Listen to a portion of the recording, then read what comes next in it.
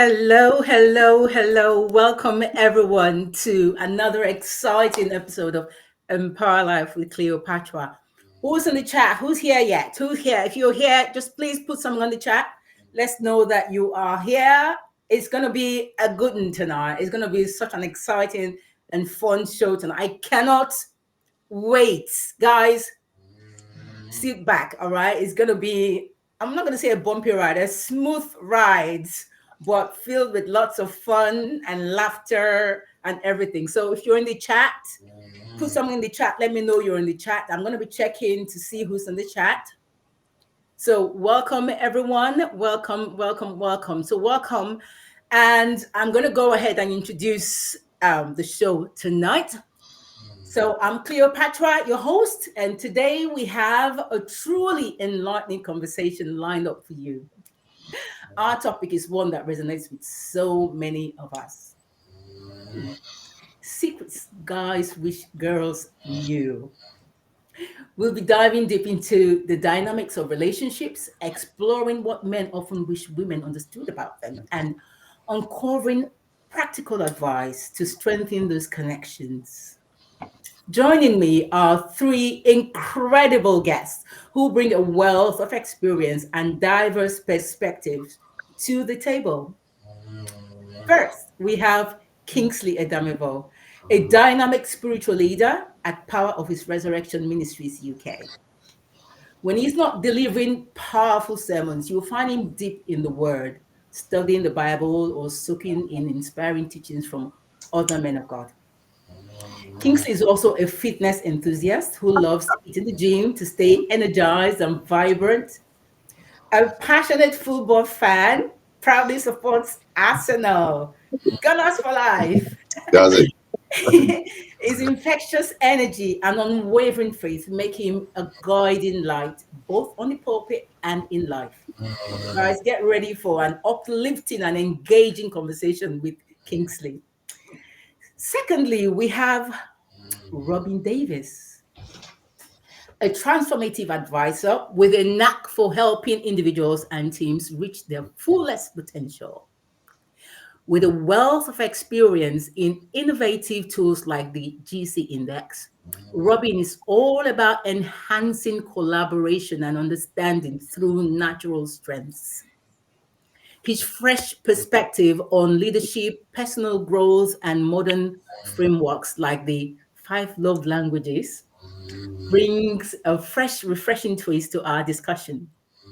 Robin's sharp insights and collaborative spirit are sure to spark some meaningful dialogues and provide practical takeaways for building healthier, more connected relationships.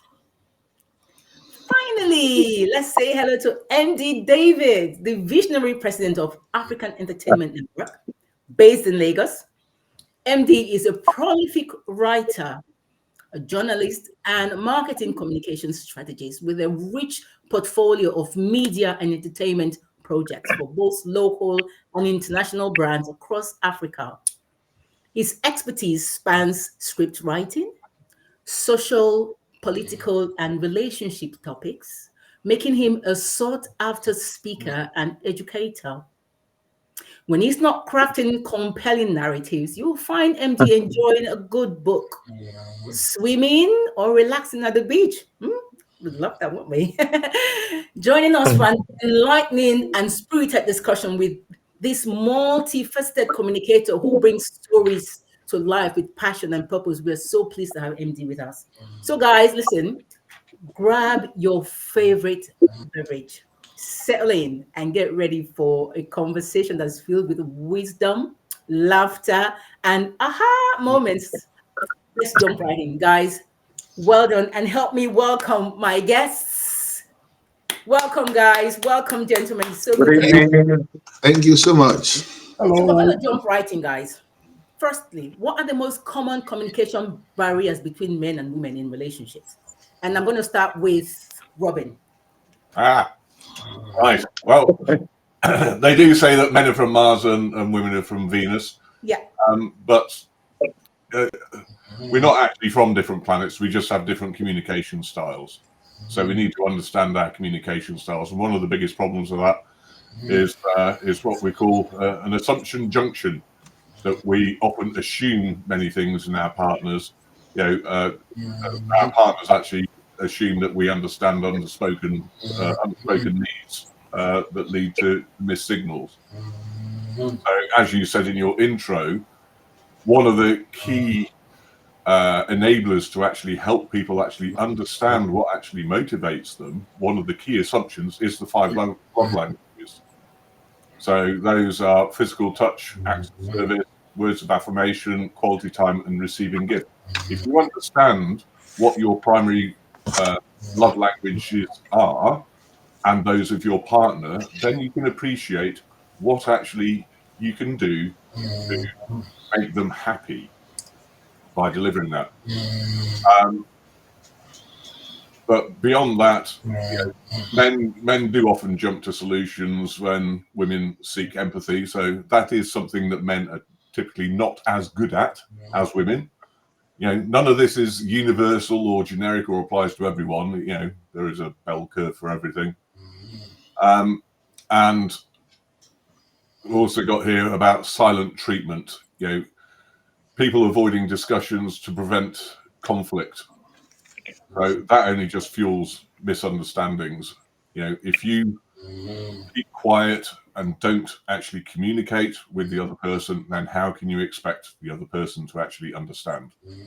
I must say that from my experience, that typically happens from the woman to the man, the eye roll, the shrug of the shoulders, the whatever else. Men are quite simple.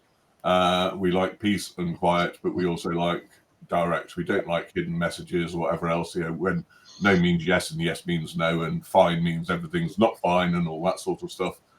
We do like it quite direct. And as you can see from my background, I mean, you also addressed it in the intro. I'm a partner in a thing called the GC Index, which is fully psychologically backed, but it's a framework that enables individuals, teams, and everyone from a personal perspective, young person perspective, a team perspective, and business perspective, what actually motivates us, and hence how we can actually communicate with each other. Because we all have challenges, even at a team level. We can see from a team, across the team, where their challenges are and how they can actually address that. Right. That's my input for. Nice one. Thank you. MD, Yeah. over to you. What are the common communication barriers that between men and women from the man's perspective? Communication barrier, I think number one, in my opinion, is impatient, especially when it comes to listening. Most times, couples don't have time, don't have the patience to listen to what the person wants to say. And women like men who listen a lot. But men, probably they have a lot of things in their mind they want to do. Maybe they are not even thinking of what the woman is thinking. So, and sometimes they don't even expect her to talk. And women, they just like to talk. And the men are not ready to listen because probably there are so many things on their head. Probably Arsenal just lost their match and somebody wants to talk to Kingsley. And it's not just ready to listen.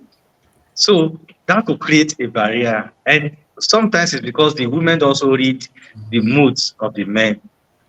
There are times that the men are completely thinking of something else. And at that point, the woman wants to talk about the tailor that spoiled her clothes. So these are things that if a man is not patient to listen or discipline himself enough to listen, it could create communication barrier. Because next time she wants to talk to him, because he didn't give her attention the last time, she may not want to talk again. So, and sometimes she may find somebody else to talk to, either her girlfriend or her colleague or somebody else somewhere. So, impatience and inability to listen, because listening is a skill that I think every man should develop, should learn.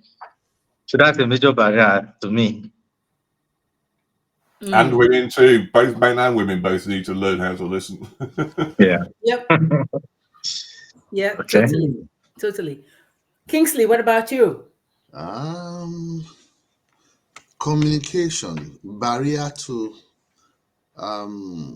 between men and women in Yeah. relationship. Communication barriers, like Mr. David just said now. Listening is not that easy Mm. because by nature men are not patient, and like you said, the women, they like to talk. They like to talk. Now,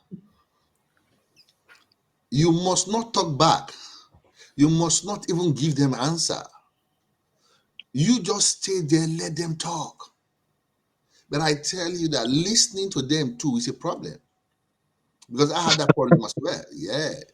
Listen to them too is a problem, because at times she comes and just listen. I'm not saying you should talk. Just listen to what I have to say. Now, it boils down to both of you coming to understand yourself.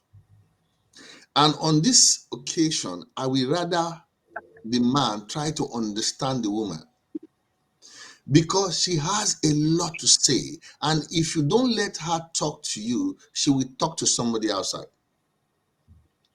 If you don't let her talk to you, she will talk to a colleague that will misdirect her. She will talk to a friend that will misguide her. She will talk to a counselor that will counsel her wrongly. Why? Because you will not listen. All you need to do, listen to her, let her talk. There might be jargons, but you know what? By the time she finishes, she's been able to let herself out. She's poured out everything. You might not even respond at the end of the day. It's difficult, I'm telling you, because I've gone through it, or I'm going through it. She comes back from work, she wants to tell you what, even when you are not working there. Where my wife works, I know all of them. I know all their names. I know the floor she works. I know their names. I know what they do. I know all of them. How? Because when she comes back, I know that at least for the first 1 hour, we're talking about what happened in the shift, what happened when she was logging on, when everything. But I will just calm down. She will now come back to say, "Honey, am I boring you?" I said, "No, not at all. No, no, no, no, no."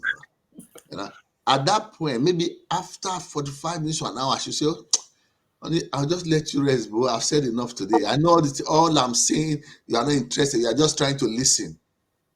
Having listened to her that long, she still complains that I'm not listening. So you can imagine if I had not listened from the onset. So you listening to her, she gets those things out of her chest, and she's free. Because if you don't listen, she's going to carry them over. It's going to build up, and it will not get to a point where it becomes a barrier to communication. I don't talk when I get home because no, my husband will not listen to me. No, but so when she now has important thing to share with you, to maybe want to seek your counsel, or she won't even talk because you've not been listening to her anyway. So how will she know that you will listen this time? So she keeps it to herself until she fall into wrong hands. And by so doing, that barrier is building up, building up, building up. And when there's a major issue, she can't come to you anymore. And from there, the relationship begin to break. I'll stop there for now.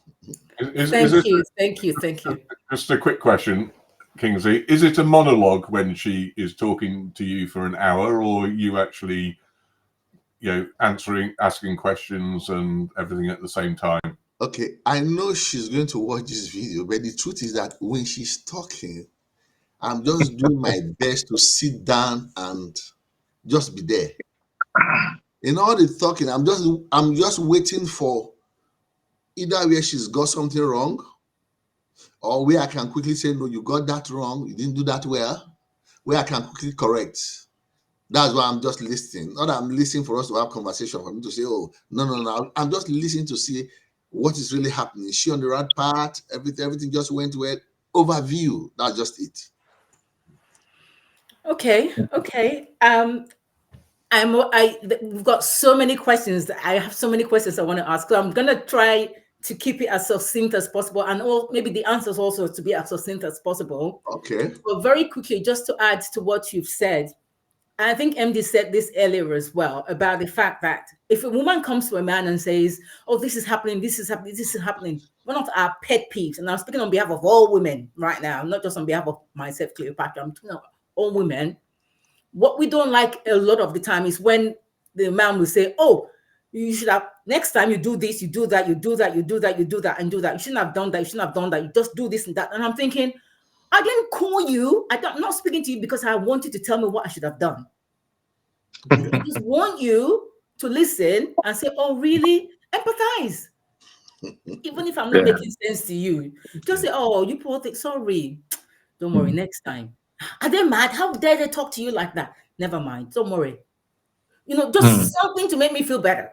That's all. Yeah. And don't tell me what I did wrong or what I should have said or what I shouldn't have. Maybe later, at another time, you can say, "Oh, about what you said earlier. And maybe I thought maybe you could have approached it this way." But that's just my point. First of all, the woman would think twice about and say, "Okay, maybe you've got a point." Secondly, the woman would think, "Actually, he actually listened, He actually listened, and then he thought about it, and he came back to me later. My husband is a man that listens to me." Really, those are the sort of things that can make a woman really just literally worship the ground you walk on. Anyway, Yeah. second question. Thanks Let's for talk about that. emotional needs. What emotional needs do men have that women might overlook or misunderstand? Let's go with Pastor Kingsley. Emotional needs. Yeah. Okay, I'm going to be frank with you here. Men are not that emotional. Okay. Women are.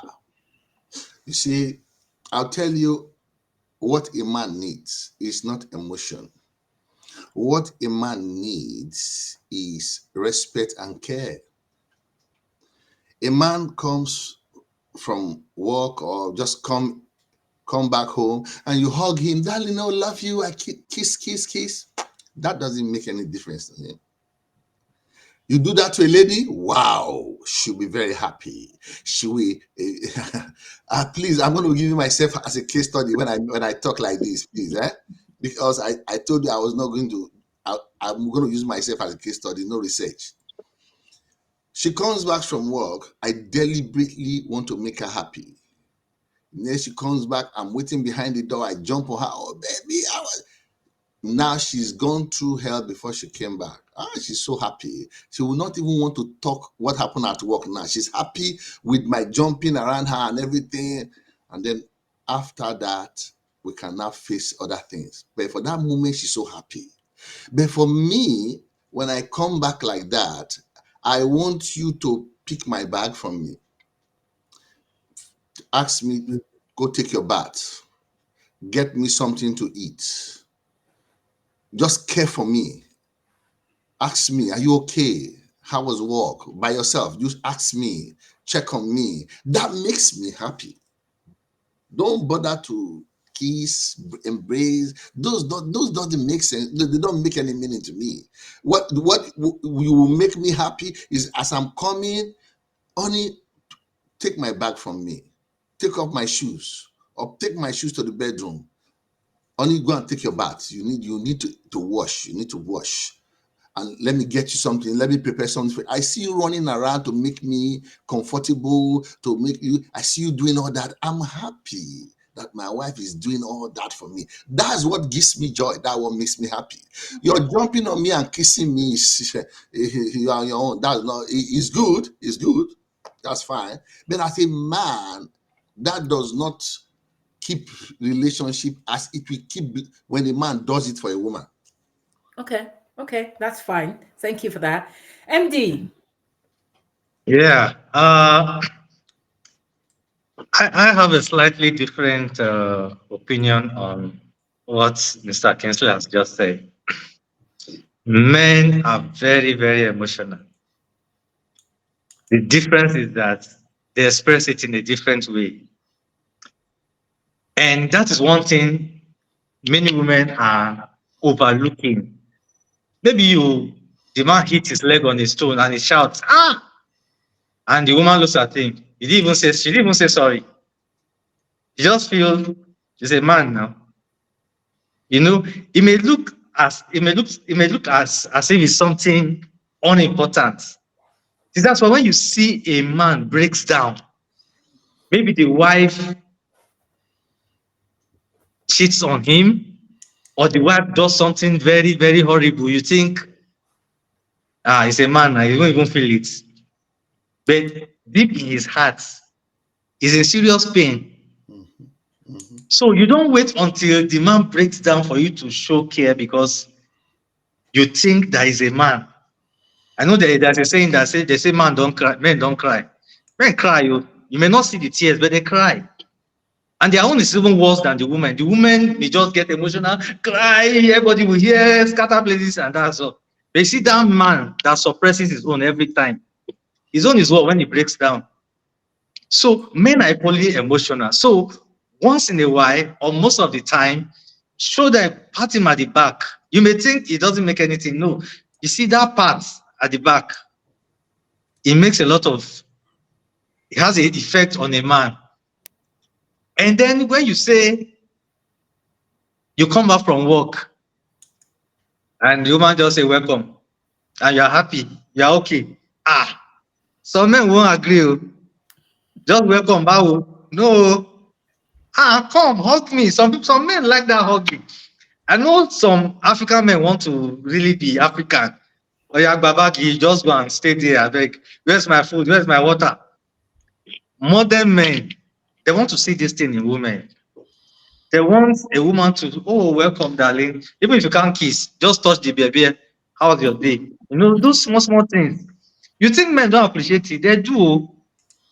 They do. So that emotional part is one thing. And the second thing that really makes that's an emotional part of a man that women overlook is when they are short in funds, when there's no money, it affects their emotions seriously. And if you use that point, that time to mock him or to cast aspersion or to show that you have more than him, at that point you really be injuring his ego. So these are a few things. So I just want to mention these two and give others room Nice to one. talk. Nice one. Thank you. Robin.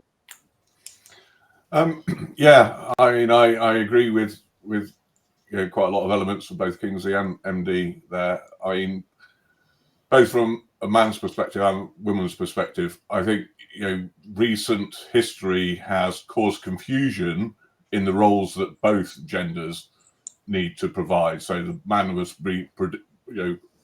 originally the protector and provider. The woman was the homemaker and cook, cleaner, whatever else. And while women go to work, men we're asked to do lots of other things. So I think by and large it is a bit mixed up at the moment. So we do need to actually rely on each other more and more.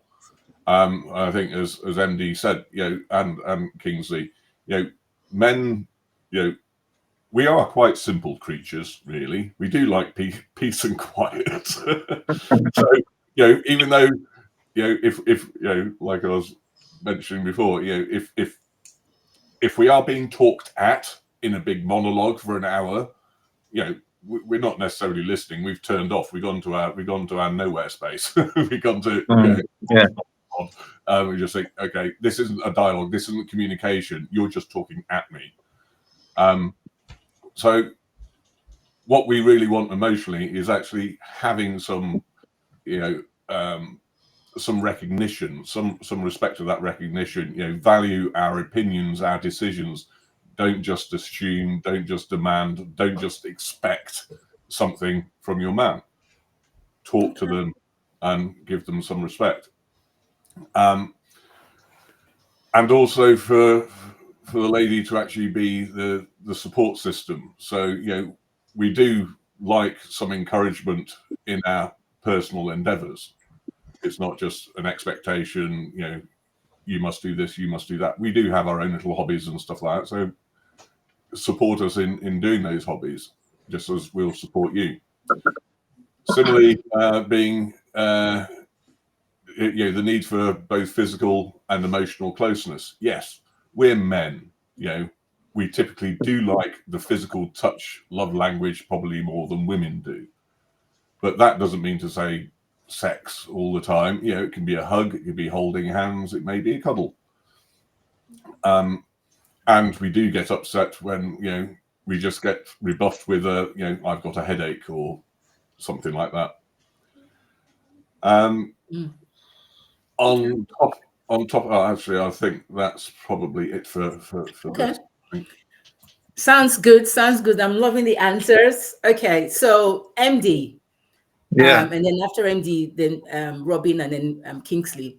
Question is, what are some common misconceptions women have about men's behavior in relationship? Common misconception women have about men's behavior in relationships. What you think we wished we could have understood better? Okay, starting with me. Yeah. Okay. One misconception is that for a man to show that he loves a girl, he has to shower her with gifts, expensive gifts, gestures. For some women, especially girls of nowadays, if you are not giving them expensive things, you are not sure that for them you don't love them.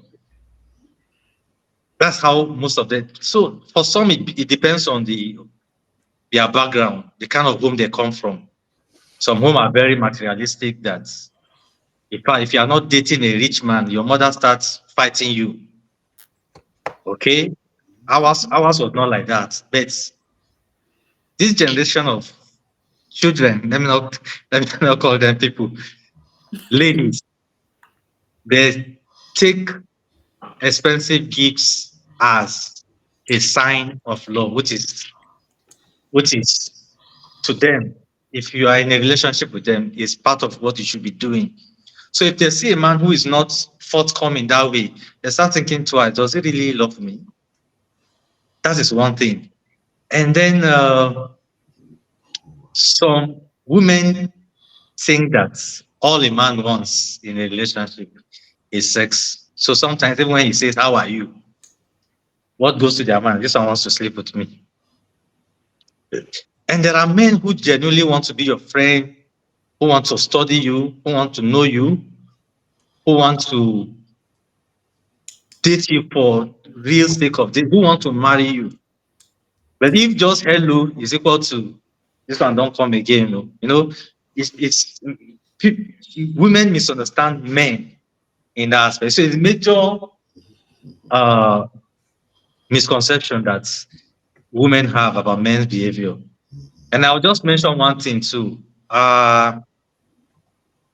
Some women always think that men must complete them, like they are not complete without a man. So they have so much expectations. They put all their happiness on the man. So if the man is not behaving well, they feel so disappointed, and it usually affects them in other relationships they have. So let me just stop there. These three things are major misconceptions. Really good, really good. Thank you, Robin. Thank you. Yeah. Okay. I mean, just reflecting on some of what MD said. I mean, in terms of the gifts, etc. Again, that comes down to the 5 love languages. Some women like gifts, some men like gifts. I don't. They're actually bottom of my love languages, and actually my previous girlfriend, it was bottom of hers as well. So coming with a gift or even a bunch of flowers, that is not what she wanted, and it's not what I would want. So, the love languages, seriously, I'd give it a go. Both parties in a relationship. When I did it with my previous girlfriend, we're still technically going out. It was a great eye opener. We both had quite similar love languages in the right order. She actually preferred words of appreciation more than anything, to say, you're doing really well and all that sort of stuff. She loved that. That was her number one. My number one was physical touch. But coming on to the answering the question, I think he said earlier on, men are quite often seen, men are quite often seen as emotionless robots. We're not, and like was also said, wait until a man breaks down. As you probably know, the amount of male suicides in this country or across the world is actually massive because men don't feel like they can express their emotion. They have to bottle it up with regards to the previous, stereotypical role that we're the protector and provider. We're not allowed to show emotions. So we typically bottle it up. So you need to actually talk to your man and say, how are you feeling today? And actually genuinely mean it. Also, the fallacy that we're commitment phobes, that we don't like commitments. Yes, we typically don't. But as I said before, we like the peace and quiet. If we think a woman's going to be too more trouble than she's worth, then of course we will dig our heels and think, no, I don't want to get into a relationship with you. We do want just that peace and quiet. We want to be supportive and be supported, in a two-way relationship. Okay. Just another quick one. We're always expected to be the initiator, to always make the first move. Again, we're coming down to those mixed messages of roles. But even if that still applies, if a man does make the first move, we often get chastised when we do, and we get chastised if we don't. There's a no-win situation. Okay. Interesting. I like that. Kingsley. Yep. In addition to what Mr. Robin and David has said, I just want to add this to it. There is this misconception from women that men are difficult. Difficult in the sense that when they give you advice, you don't take it because you are a woman. Because you are a woman, when you give me advice, that is why I'm not taking it, because you are a lady. Now, Mr. Robin, we are in the Western world. When I'm talking now, I'm generalizing because back home is different. Because I heard when Mr. MD David was saying, the ladies, they expect gifts from you. This part of the world, nobody wants gifts from, majority don't want gifts from you. What you just want from you is your love and your genuinity. So I can understand where you are coming from. I understand, because that's where I grew up. I know about that very well. But this part of the world is not like that. But having said that, they believe that men are too rigid. Men are stubborn. When you advise them, they don't want to listen. What they want to do, that's a misconception. Because the truth is that women are very intelligent. The truth, very intelligent. If you can make good use of your wife very well, she will be giving you tips and secrets. The problem is that when she gives you that advice, she wants you to carry it out right there and there. That is what a man won't take. No, don't make me do what you've just said when I have not evaluated it. I have not checked. Is it going to work? I'm not saying you're not making sense. You are making sense, but you know what? Let me give it a thought. Let me think of it. No, you have to do it now. Now, if you go ahead to do the same thing a day or two later, a week later, she comes back. Oh, somebody else has advised you. That's why you are doing it now. You've taken someone's advice. Meanwhile, it is an advice that you've taken. Just that you've pondered over it again and again and say, okay, you know what? I think she's making sense here. But it's again, each time you say, she will tell you, no, you are taking advice from somebody. It is her advice because they are very calm. They can think very well. They have time to ponder. You just think on something, you've moved on. She's still there. She can still be in the yesterday. That's why she can remind you of what you did 10 years ago, that you've forgotten and you moved on. So she's still in 10 years ago, thinking of everything, and then she gives you, when she says it, just pick it up, keep it, work on it. They are very smart and intelligent. Nice one. Nice one. Okay, let's talk about relationship dynamics and all that. What do men find most challenging about balancing love, career, and personal life that women need to understand? What do you guys find most challenging about balancing love, career, and your personal life when it comes to your relationships as well? Mm. Uh, Who's going first? I think Kingsley, you go Okay. first. Relationship, career, and what?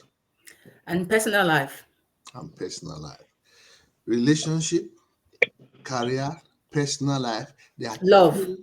There are three areas that need 100% from you. Because if you work in the Western world, you will know that that your boss commended you last week does not mean that if you drop in your expectation this week that he will go back to think of next week. No way. You've been paid for last week. This week is a new week. The expectation is 100% and you must deliver. You must deliver. So for that, 100% is needed. Now, for your love life, your relationship, also 100% is needed. Now, how are you going to balance them? You're going to have to balance them by making her know everything that is happening in your workplace. There's nowhere to hide. If I'm in the office till late, I will have to look for a way to make it up with her. What we do, we make sure every week, we look for a way to be together. If we can't make it every week, we make it once a month to go out and be alone together.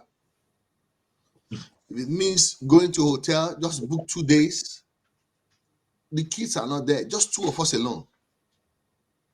So that we can talk about what's happened in the last 2-3 weeks. It could be about the kids, it could be about ourselves. No interference. We talk about ourselves. So all the time she's allowed me to stay in the office for too long, all the time she's allowed me to face my career, to face my job too long, those 2 days we're going to have to look for a way to make up for it. There's no carryover to the next month. We make up for what we have lost quickly, and then we go to the next month. Now, if you allow those days that you've missed to accumulate, the distance, you begin to create a distance that you cannot handle when trouble comes. So you need to give her time. You need to balance it with your work, and then you need to balance it with your own self. Like somebody who is a minister as well. As a minister too, your 100% attention is needed as well. So if you don't carry your wife along to know exactly what you are doing on a daily basis, let her be part of it. If she's part of it and she sees what you are doing, she knows what you are doing, I think everything will go smoothly. Okay. Nice one. Thank you. Robin? Following up exactly what Kingsley said. I mean, you don't want to allow things to build up. You want to be as proactive as possible. So you don't want to get to the stage where you do have to take 2 days out, even though having 2 days or a week or whatever is good. Even just 5 minutes per day for you each to ask each other to say, how has today been for you? What has been your struggles? What has been your challenges? Is there anything I can help? If you both do that to each other, it can only take it could just be 5 minutes as you go to bed or whatever else. It shows that you're both listening. You're both doing what you can. But the challenges that people have, both sexes, is we're juggling too much. We're all juggling, managing our love, managing our work, and our personal life. It's a complete tightrope all the way, because our roles in society is mixed up for both sexes. And men are still required to feel that they have to be Superman. They have to excel in all areas simultaneously. But again, if you have that 5-minute chat per day, you set expectations, you manage the expectations, and you have a much better relationship. otherwise, the man is likely to burn out, as we were talking earlier on.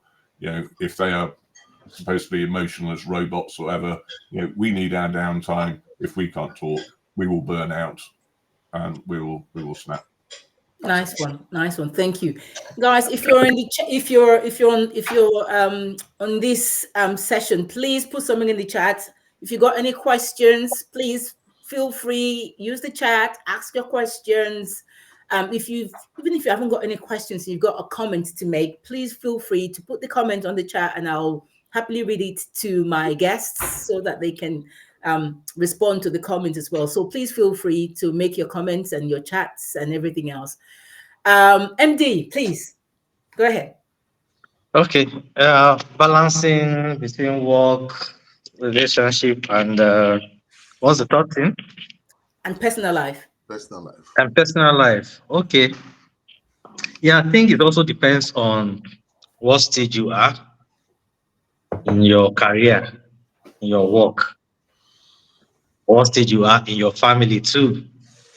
There are times when your work will be so demanding and you're trying to impress your boss.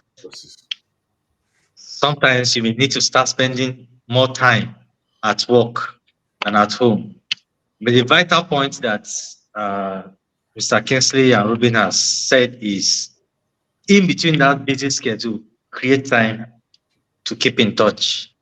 May just be a text message, may just be a phone call, or it may just take a time out to just say, hello, hope you are good. Those are the little things that will make her feel you are still balanced, you're still with her, she's in your mind. And sometimes you may not even feel that you are not even at home. Because like once in a while you send message. And I think the problem most of us have is self-discipline.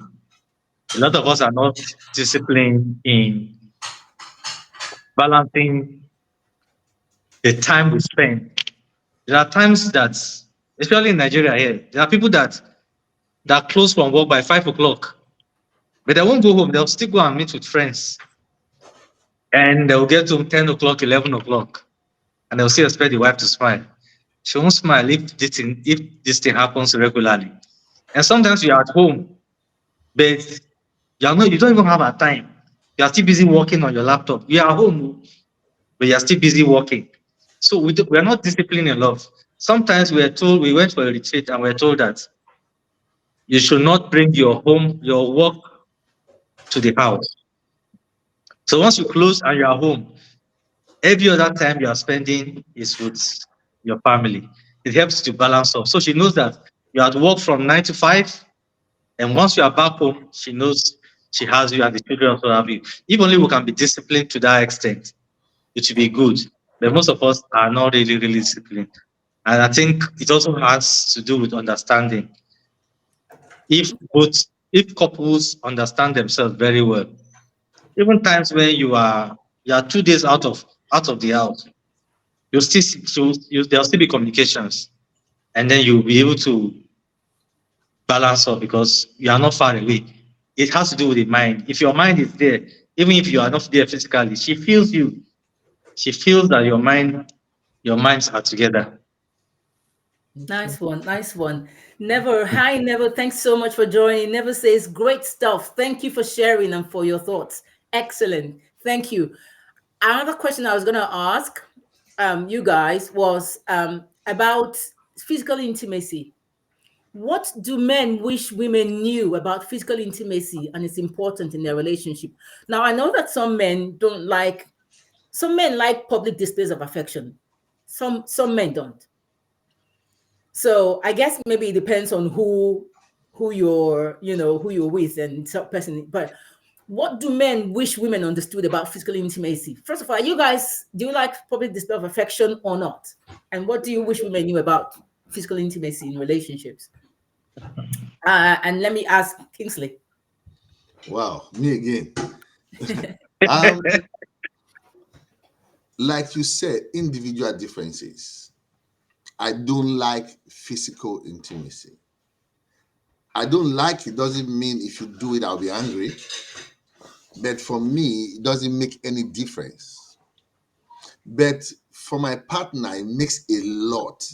A whole lot. Look at my, let's listen to me. Lot. Physical intimacy. It makes to her. Now, I'm in church, and she wants me to hold her hand in church during service while service is going on. She wants our hands to cross like this. Don't forget, we are sitting together. She wants our hands to cross like this, or my hand on her shoulder while the man of God is preaching. And when the man of God is preaching, I want utmost focus. I don't want distraction. I want to focus. Now, after the church service, I'm around her. I'm all over her. She gets angry. Now that the church is over, it's now you're coming over. All the while, we are still in church. She wants that, how do I say it? The affection, the physical affection should be there for everybody to see that you have it for her. Not the one you go and do in the bedroom, you go and do in the corner. No, do it for everybody to see it's me. That is where me, I'm different. It doesn't make any difference to me. You can do it in the bedroom. Better if you do it in the bedroom than even do it outside. But I can do your own for you outside. But differences. There are other men too. Like there are men that want you to show. They want you to show everybody that, oh, that's my woman. Oh, she's all over me. Oh, she's this, she's that. So individual differences. Yeah, very true. Very true. Okay, Robin. Okay, I'm going to sound a bit like a stuck record, but I totally agree with Kingsley because, yeah, I mean, when you're in your professional setting, I mean, you know, when you're in the service, you're at work, but again, the love languages, it really does help. You know, as I said, for me, physical touch is number one. It does not mean to say, you know, intimate sex and everything else. It can be a hug, it can be hand holding, you know, at the right time. That means a lot to me. It doesn't have to be with words. For other people, though, yes, you know, it could be acts of service, it could be gifts, it could be, you know, words of appreciation.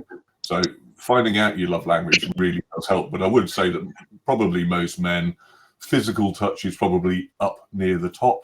That even a hug from their partner at the right time can mean so much, and actually is got very good mental and physical benefits as well. Just a hug. It has massive benefits. And intimate, you know, from that, intimacy isn't just about sex. You know, like I said, a hug, holding hands, it matters.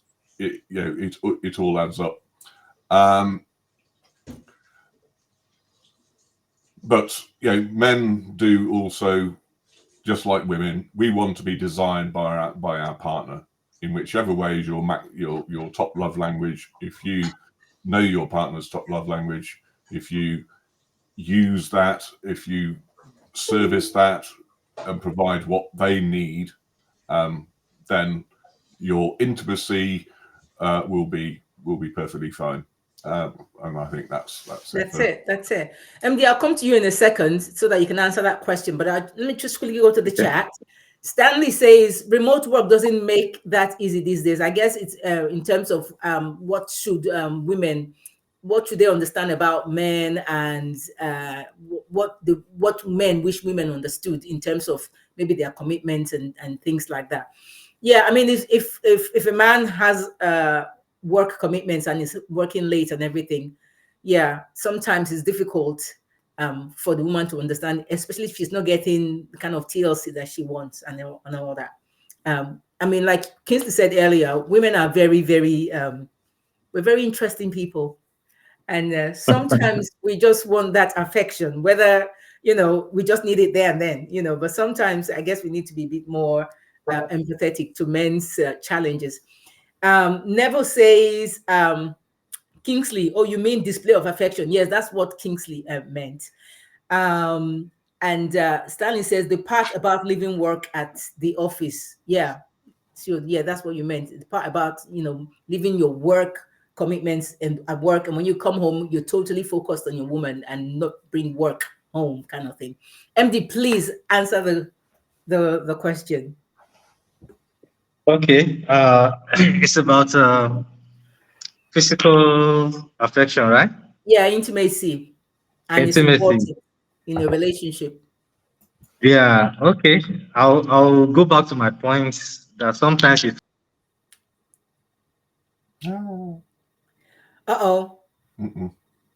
It It was going so well. will come back. He'll come back. It's okay. I think while we are waiting for him to come think back, he might probably. Oh, okay, he's back. men do it. Men will want you to understand. Are you listening? Are you hearing me? Yeah, go ahead. Okay. Okay. Yeah. Men will not want you to overdo it. But like you said, women are very interesting people. And it depends on their mood. There are times they are so excited that they see you try to balance your accounts and still they want to kiss you at that point. You Mhm. know, if you don't read the man's mood very well, it could be very annoying. And the woman will think you are rejecting her. But you're not rejecting her. You just want to be focused on what you are doing. So men will like it, but you have to understand their mood. And if you are at home and is busy doing something, maybe it's working for you, maybe domestic chores, or maybe he's on his laptop, or he's clearing the compound, or doing something. Just a tap on the shoulder is fine. Men like it. May not be all men, but most men will like it. It has some kind of impact on them. But also, you have to read the mood. Don't come and distract him, like Pastor Kingsley is saying. There are times where those physical intimacy brings distraction, and some men will even shout at their woman when it comes to that. So you should read the mood, understand the timing, and basically, it's a thing of the mind anyway. Okay, okay, okay. Oh, got a chat. Yeah, never says about emotional intelligence, which is true. Reading the room, I guess, try to Yeah. understand, you know, the dynamics or what's going on in your man's mind. I guess if you guys understand each other, you should be able to Hmm. know when the man really is in the mood. And I'm an advocate of having time apart in terms of you can be upset and I'm downstairs. You have your time. We don't have to be in each other's faces all the time, 24/7. You Yeah. know, you do you, I'll do me, and then we can come back again together after we've had that me time. There's nothing wrong with that. It's sometimes I guess men feel a bit claustrophobic when the woman is all over them all the time, and I think just let me breathe, Yeah. you know. So I think we need to understand that as well about men. That yeah, and I think some women are like that as well. That sometimes they don't want to. There's some men who are very very touchy feely, lovey dovey, which is good. I mean, I'm all for that. But also, let's try and understand each other as well. There are times when the woman just wants to do her. Maybe she's on her, monthly guest visitor, or she's having some emotional stuff going on. She just wants to be by Hmm. herself. Don't come there then and start trying to accuse her. Oh, why didn't you do this? Or why didn't you do that? Or go and get me something to eat or whatever. Try and understand. Are you okay? And what can I do to make you better? How can I help you? Not, oh, maybe you should just try and snap out of it. You'll be all right. Somebody has said that to Yeah. me before, and that was the end of the relationship. Snap out Ah, Hmm. of it. You'll be all right. is Really? I don't think so. All is right. So, yeah, Never said it's very important to give space. I think so. Okay, let's talk about some like reflections and all that. What is the one piece of advice relationship experts believe could transform a relationship for the better? So what's the one piece of advice that you think a relation, like you guys for instance, what do you think, what advice would you give women that can help build up the relationship, and make it a successful relationship? And I'll go to MD. Ah, when it comes to giving relationship advice, I don't know if it really works. Especially if I'm talking to somebody of my age and stage in life, probably we understand each other. But I come back to this generation of mobile phone and social media. I don't know if you can advise them actually, but there are basics. The basic is in a relationship, be yourself. Don't let your happiness depend on the other person. If you are not happily single, you can never be happily married. You should understand that you should value yourself as a person. Don't, it's good when the other person validates you, but don't let your words be dependent on that person's validation. That's where a lot of young people do all kind of stuff on to please people. That's why I see guys go to do shady things to make more money because they want to please the girls. And the girls too, they don't mind going to borrow wig and attachment to look so beautiful, go and stay in a hotel for 1 week and take all the pictures they want to take and do videos and post on social media and all those things. When it comes to relationship, you have to be yourself.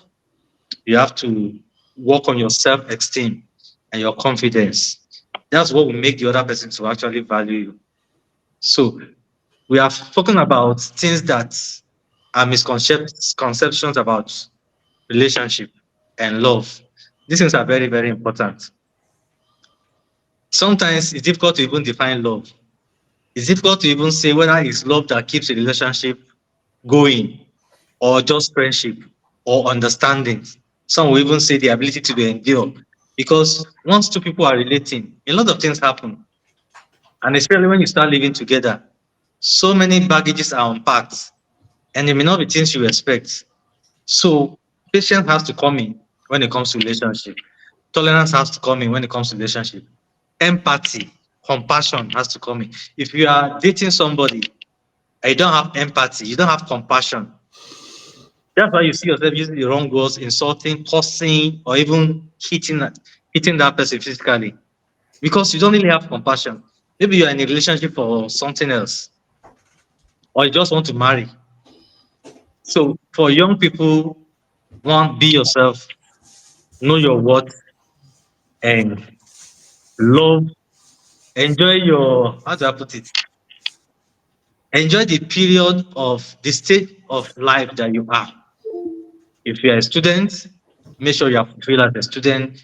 You are a copper, you are a trainee in your new place of work. Enjoy it. You are newly married. Enjoy it.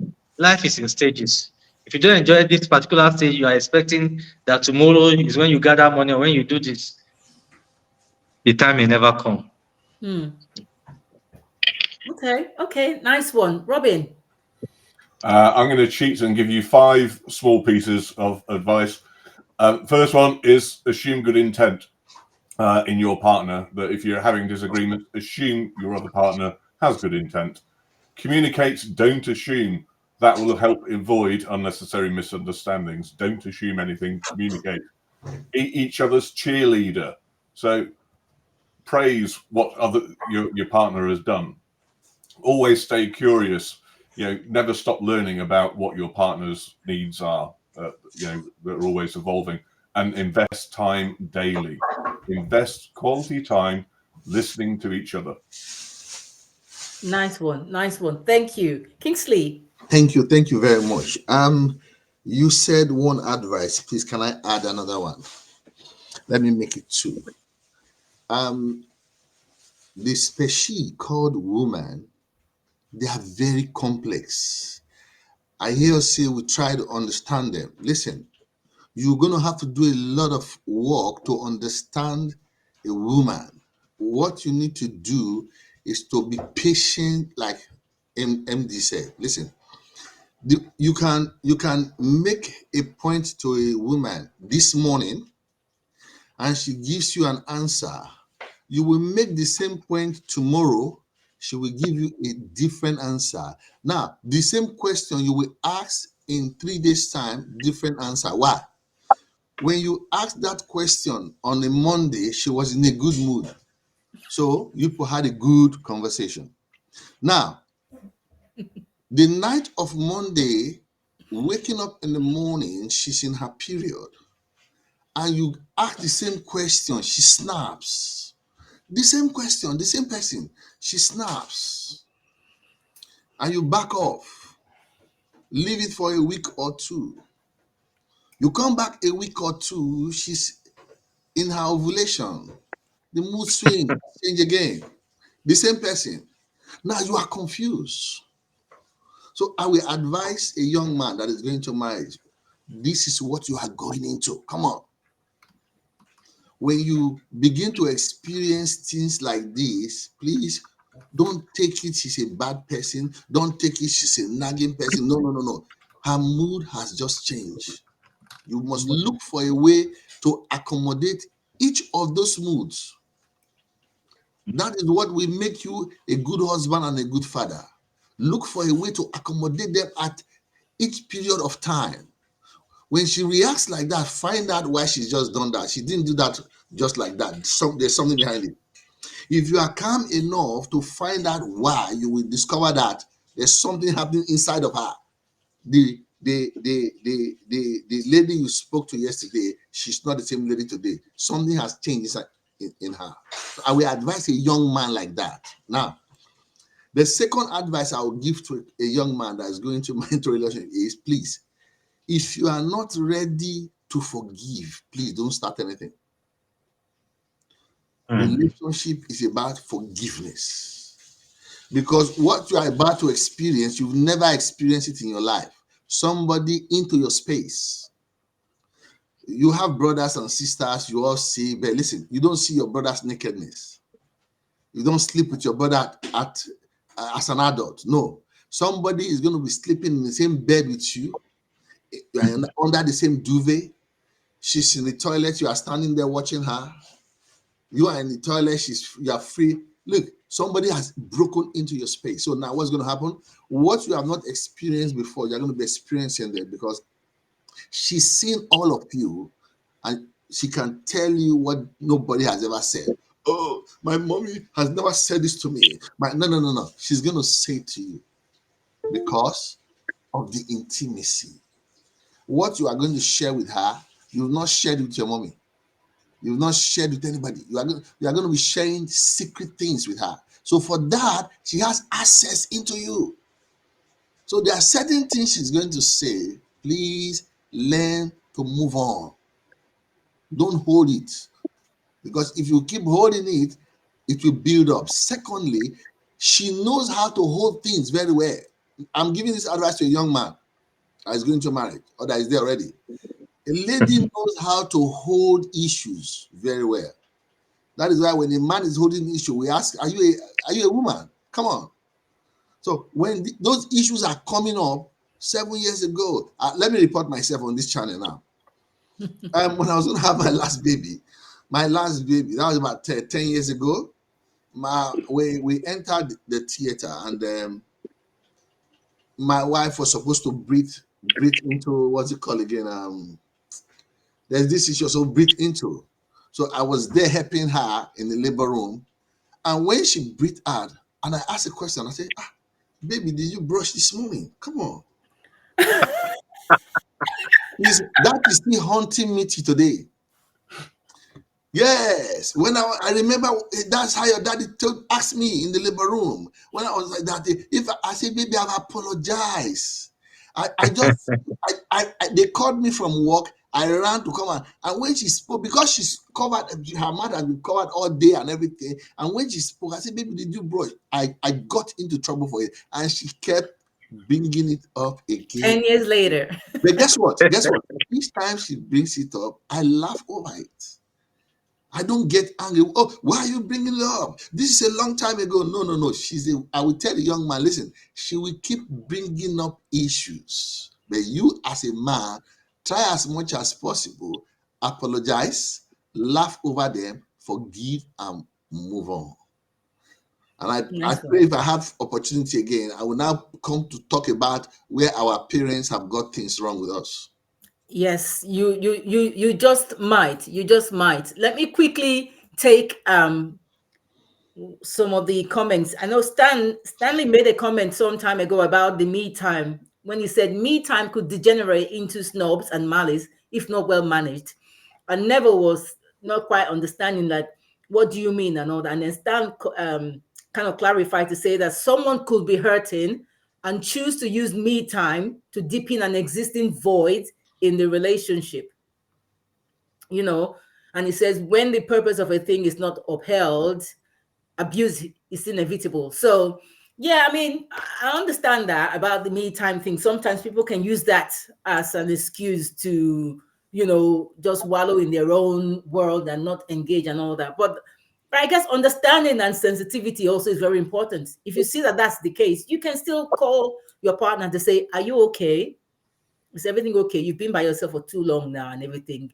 Is everything okay? Is there something I can do to help or something? Or do you want to talk? You know, so I think it's all about understanding each other. Okay. Any comments from that to add to what I just said by you guys? We're good. Okay, all right. Quick question then. What are some practical steps women can take to better understand their partner's needs? So advise us on the steps that we can take to better understand your needs. Who's first? I think Robin, you first.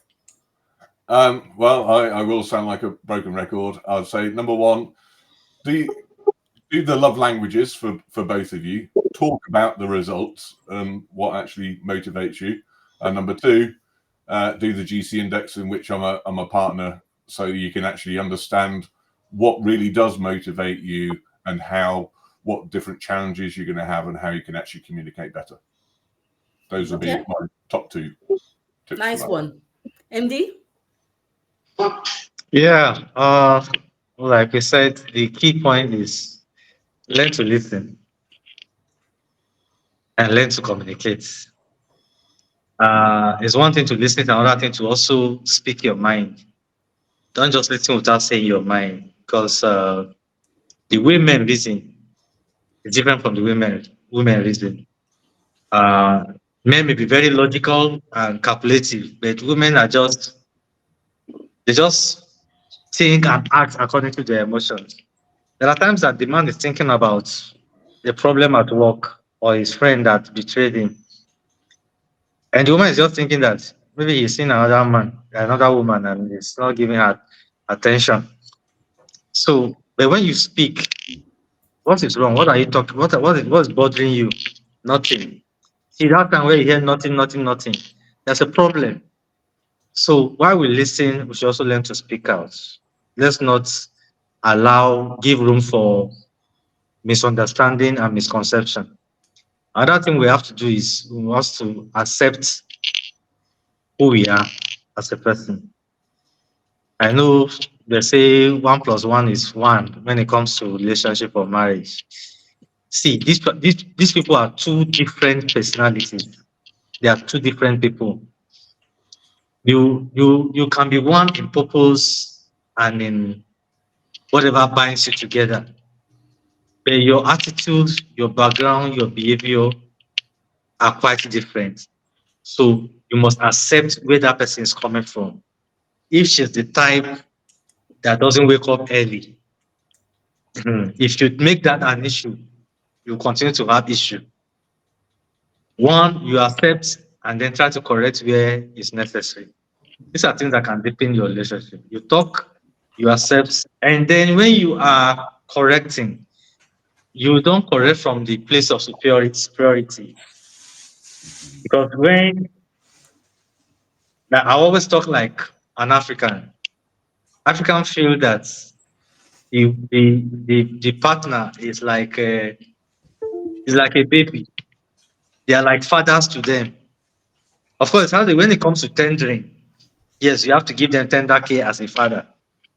But when you want to exert your authority over her and you want to shout at her, you want to come and put this thing here, you make her feel she's not respected in relationship. And when a woman begins to feel that way, she feels you don't regard her. So I think these things are very, very important. And one more thing that will deepen our relationship is we must all have a purpose. What are we doing? What is our plan for the future? What is our plan for now?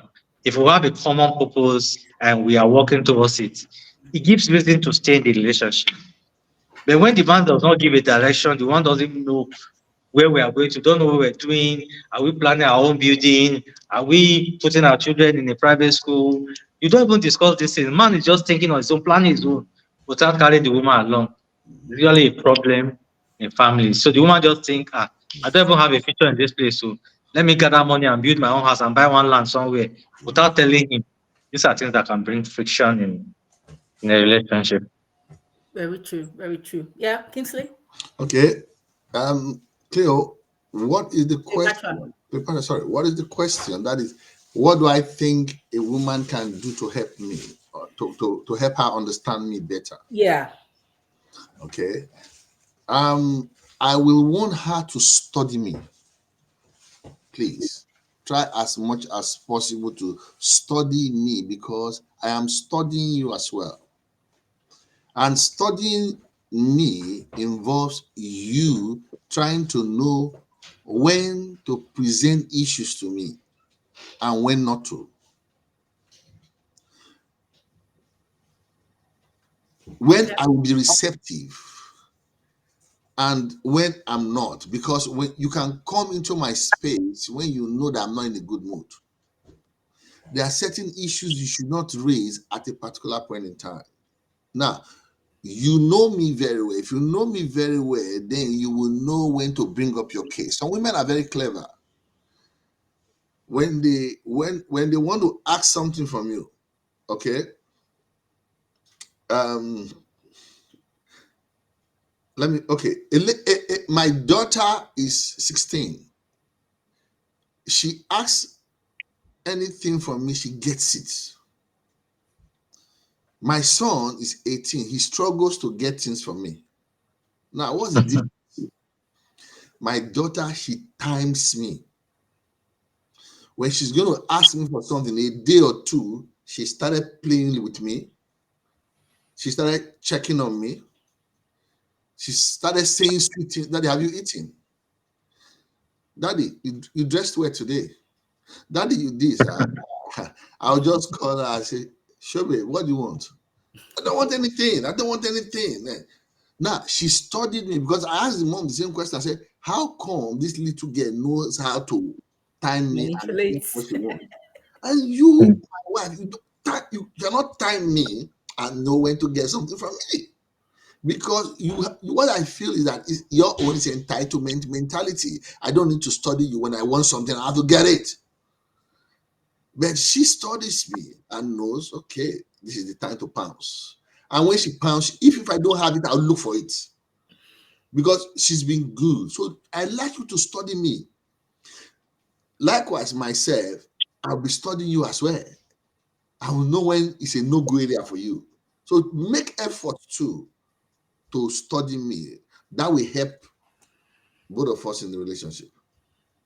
That's really, really great advice. What an incredible discussion. I mean, is there anything else we may have missed? I don't want to ask all the questions because I'm very conscious of time, but is there Yes, anything else anybody else wants to add to it before we move on, before I do the closing remarks and things?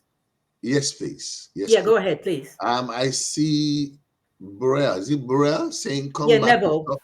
Yeah, never. Say come back to talk about our parents. Yes, please. I just want to just mention these.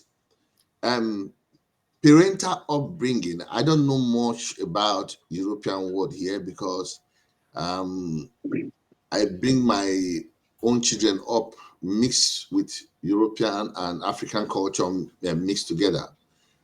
Where we come from in Africa, it is the woman's or the lady's responsibility to do all the chores in the house. She cooks, she washes the dishes, she cleans, she does everything, everything. Practically, she goes to the market, everything. That's a woman's office, right, in Africa. And the man's office is maybe wash the car. If there's grass to cut, we don't have moon lawn over there, so you cut the grass in the house. You know, those are the things for men to do. Now you are bringing up that young lady You are telling her how to take care of a man. You are teaching her how to take care of her husband, how to care for her husband. Please, how to wash his clothes, iron his clothes, how to cook for him, make sure he's happy. This is how you take care of him. But you don't teach the boys how to take care of their women. The only thing we are taught is that just provide for the house. Provide. Financially provide. And once you provide, you are the father of the house. You become father because you have provided. Okay? Now, there's a transformation in the world now. Things have changed. There's exposure. A lot of people have come to Europe, Western country, and they've gone back. They've seen the way things are now, that things are no longer the way they used to be, where the man is the sole provider. So the woman too now, she goes to work as well. So, and here you are, you cannot wash dishes. Here you are, you cannot fry ordinary egg. You cannot even boil water to make what do I call it now? We call it maybe Gary. Gary Eba. Sorry, Robin, Mr. Robin. It's an African food. We call it Eba. You can't make that. And here you are with your wife. She's working 9 to 5 like you. So you expect her to go to work 9 to 5, share the rent with you, share the bill with you, share the mortgage with you, and she goes to the kitchen to cook. And you come back from work. You are expecting her to go to the kitchen too and cook for you as well. Oh, come on. If she's your sister, will you do that? Now, I don't blame the men because that is their upbringing. But now that you are in a different world, try to learn. If you learn, that will help your marriage. That will help your relationship. She will know that you care. She won't see you as you are using her. She won't see herself, oh, I'm like a slave in this house. Because she sees you doing exactly what she does. Everything she can do, you try to do.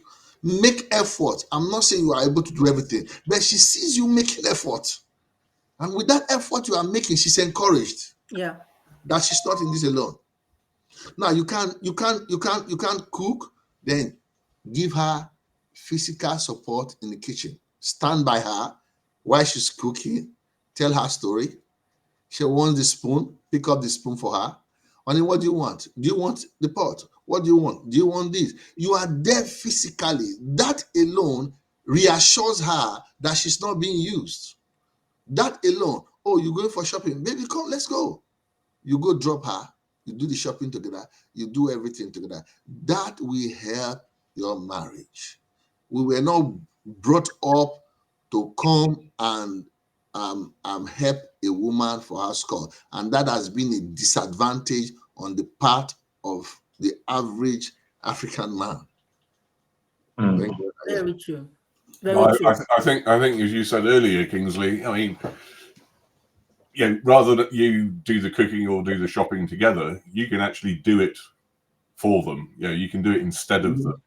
Because otherwise, certainly from certain ladies I know, that if you're in the kitchen while they're cooking and you're there under their feet trying to help them and lift up a spoon and collect a pot or whatever for them, you'll normally end up with a pot over your head. So. Well, not in all cases, actually, because I think it's very sexy and very romantic if a man is in the kitchen with me and all that. In fact, you can get up to no good even, do you know what I mean? If you're a bit of a naughty woman, and your husband is just like you can even get up to other things. And those things actually contribute to building the relationship. Yeah. So I won't even, I would like my man to be there, even if he's just standing there watching me and telling me, or even giving me a smack on my, Oh, no, yeah. Those are things that can really build a relationship. I'm not disputing that, but that comes down to what we were saying from all the way through. You need to communicate. You need to talk to each other. You need to listen to each other all the way through. You get to know, if you are going to be under their feet. If cooking is their hobby, what they really love to do, and it is their me time, then give them that. But yes, if they don't and they want to share the load, then step in and prepare a meal for her. Let her sit back and watch the TV or something like that. I guess it's about asking them, really, what would you like me to do? How would you like me to support you? What will make you happy? Never said be a sous chef. Yeah. Yeah, never like be a sous chef. Absolutely. Cleopatra, you said something. You said something. I was it was a crime to me in my early stage in marriage. Yeah. When I come to the kitchen, I would tell my wife, please excuse me, because I do not want to see as if I'm bumping into her. So, and I don't want our body to touch. So I said, excuse me. So she looks at me. Well, excuse you, how?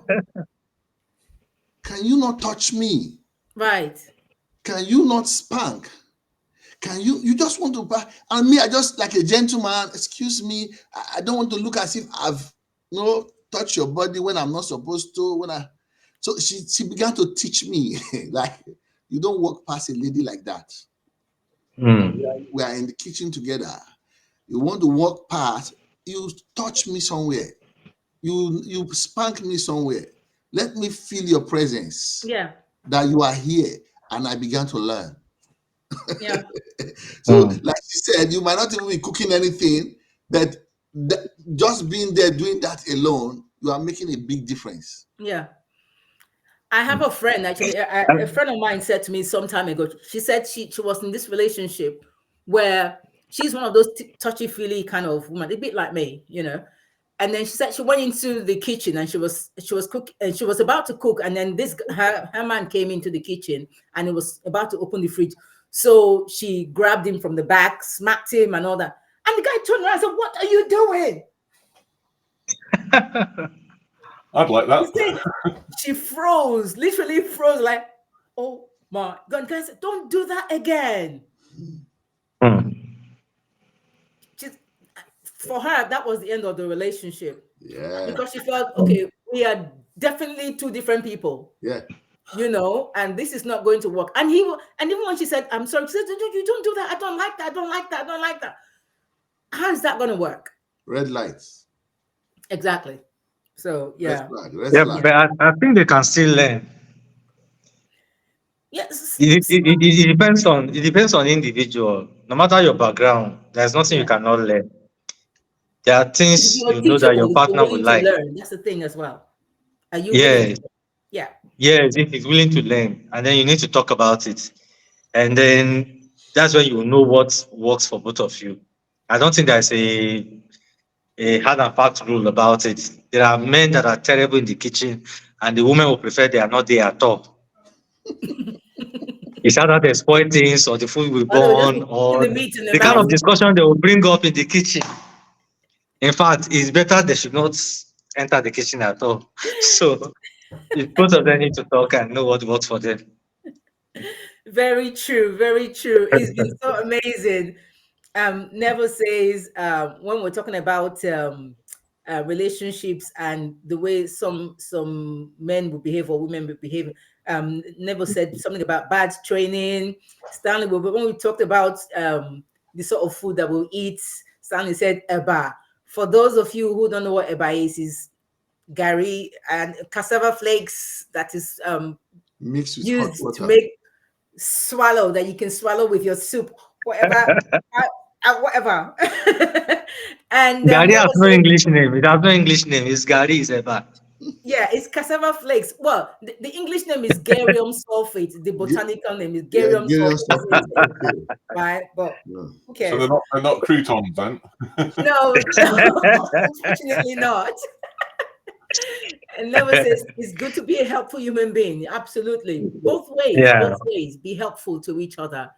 This has Yeah. been an amazing, wonderful. I knew it was going to be this amazing. So thank you so much to our amazing guests, Kingsley, Robin, and MD, for sharing your invaluable insights and experiences. It's been a truly thank you very much. enlightening Thank you. conversation. Yeah. shedding light on the nuances of relationships and how we can all strive for a better understanding and connection. Guys, as we wrap up, guys, I just want to encourage you to continue the conversation in your own lives. Take these insights, reflect on them, see how you can apply them to strengthen your own relationships. And remember, understanding is the key to connection, and Yeah. every effort counts. If you enjoyed today's episode, guys, please don't forget to like, to comment, to share, to subscribe with this video, and share with your loved ones. And if you have not subscribed, guys, once again, please do.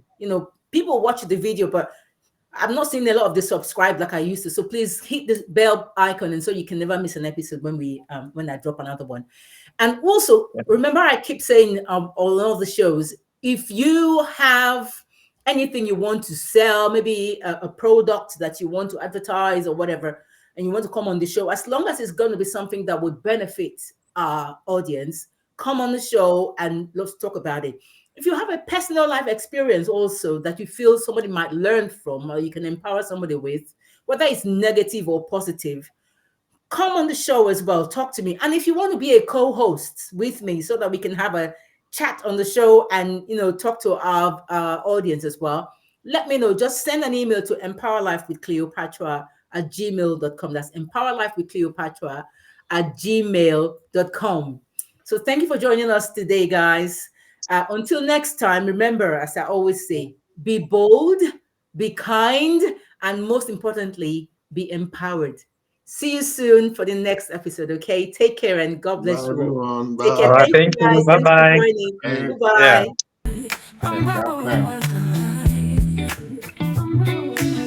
Empower life with Cleopatra. Awaken the best version of you. Unlock your true potential. Empower your mind, body, and soul. Yeah. Live with intentions, live with a purpose. Live with intentions, live with a purpose. Empower your dreams, make it happen today. No matter your age, rise and shine. No matter your age, rise and shine. Live boldly, live authentically. It's your time to rise and shine. Empower life with Cleopatra. Awaken the best version of you.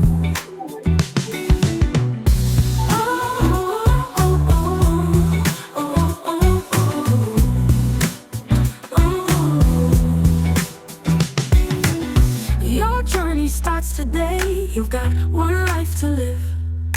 Love yourself, be kind to others, break free and let your spirit soar. Empower life with Cleopatra. Will help you awaken the best version of you.